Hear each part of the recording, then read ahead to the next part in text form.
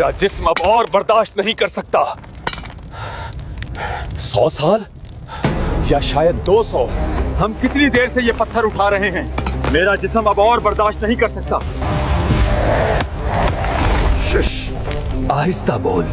अगर उन्होंने सुना तो तुम्हें पिघले हुए तांबे में कैद कर देंगे। वह वहां हैं, जाग रहे हैं। उनकी आंखें कभी बंद नहीं होती, जैसे कह रहा हो कि मैं यही हूं। क्या वो कभी थकते नहीं?